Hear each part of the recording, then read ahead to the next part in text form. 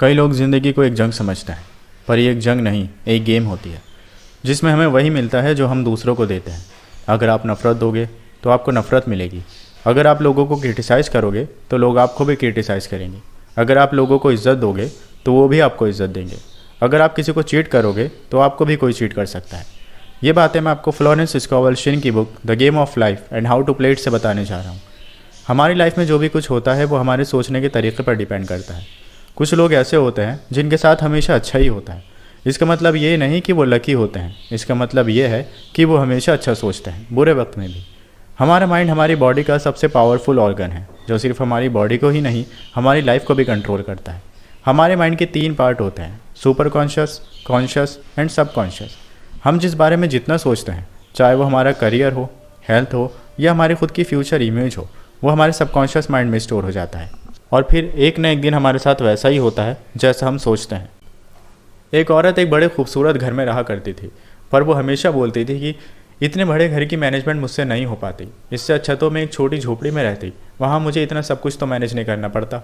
कुछ साल बाद उसके साथ कुछ ऐसे इंसिडेंट्स होते हैं कि आज वो उस बड़े खूबसूरत घर से एक छोटी झोपड़ी में रहती है। हमारे सबकॉन्शियस माइंड के पास सेंस ऑफ ह्यूमर नहीं होता।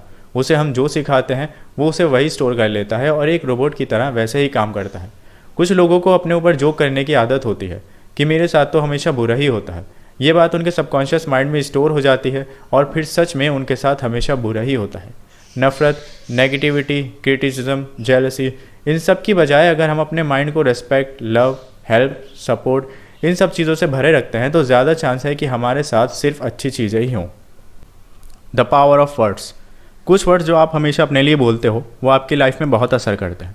एक आदमी कई बार ये बोलता रहता था कि हमेशा मेरी बस मिस हो जाती है, जबकि उसकी बेटी बोलती थी कि मुझे हमेशा टैक्सी मिल जाती है। उस आदमी ने अपने माइंड में फेलियर की सोच रख रखी थी, जबकि उसकी बेटी ने सक्सेस की। तो उन दोनों के साथ हमेशा वैसा ही होता था। घोड़े की नाल या खरगोश का पैर या अंगूठियाँ आपके लिए गुड लक नहीं लाते, बल्कि आपके वर्ड्स होते हैं जो आपके लिए गुड लक लाते हैं। कई सारी बीमारियाँ भी सिर्फ हमारी सोच की वजह से ही होती हैं, क्योंकि हम उसके बारे में ज़्यादा सोचते हैं।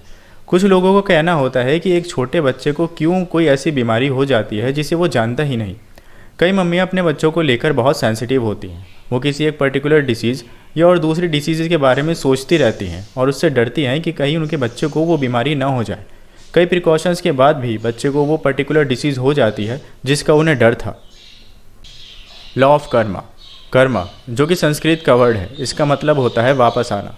लाइफ एक बूमरैंग की तरह है और इसमें हम जैसा करते हैं वो बिल्कुल वैसा ही एक न एक दिन हमारे पास लौट कर आता है, चाहे वो कुछ अच्छा हो या बुरा। ऑथर के पास एक लड़की आती है जो बोलती है कि एक लड़का है जो मुझे पसंद करता है, पर मुझे लग रहा है कि वो झूठ बोल रहा है। तो ऑथर बोलते हैं कि वो तुमसे झूठ नहीं बोल रहा, बल्कि तुम खुद से झूठ बोल रही हो। एक्चुअली वो लड़की बहुत झूठ बोलती थी, इसलिए उसे ऐसा लगता था कि हर कोई उससे झूठ बोल रहा है। कुछ दिन बाद वो लड़की वापस ऑथर के पास आती है और बोलती है कि मैंने झूठ बोलना छोड़ दिया है, क्योंकि मैं एक ऐसी औरत से मिली जो मुझसे भी ज़्यादा झूठ बोलती थी। इसे बोलते हैं कर्मा। अगर आप लोगों को जज करोगे तो वो भी आपको जज करेंगे। Believe in positivity. आपकी लाइफ में चाहे कितनी ही प्रॉब्लम्स हों, अगर आपको ये विश्वास है कि आप एक दिन कामयाब होंगे तो आप ज़रूर कामयाब होंगे। हमें कभी कभी ऐसा लगता है कि प्रॉब्लम से निकलने के सारे रास्ते बंद हो चुके हैं, पर कभी भी ऐसा नहीं होता। कोई ऐसा रास्ता वहाँ मौजूद ज़रूर होता है जो आप देख नहीं पाते, या अगर देख भी लेते हो तो उस पर ध्यान नहीं देते। जब कोलंबस ने अमेरिका की खोज की थी तब उन्होंने वहाँ आसपास उड़ने वाली चिड़ियों से पता लगा था कि वहाँ कहीं ज़मीन है। ऑथर के पास एक औरत आती है जिसका उसके हस्बैंड से झगड़ा हो जाता है और वो दोनों अलग हो जाते हैं, पर वो अपने हस्बैंड को वापस पाना चाहती है। ऑथर उससे बोलती हैं, आप ऐसा सोचो कि आप अलग ही नहीं हुए।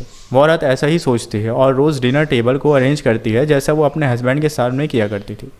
1 साल बीत जाता है, पर एक दिन उस औरत का हस्बैंड आ जाता है। सुनने में अजीब लग रहा होगा, पर आप तभी इन बातों पर यकीन कर पाओगे जब आप खुद इन्हें ट्राई करोगे।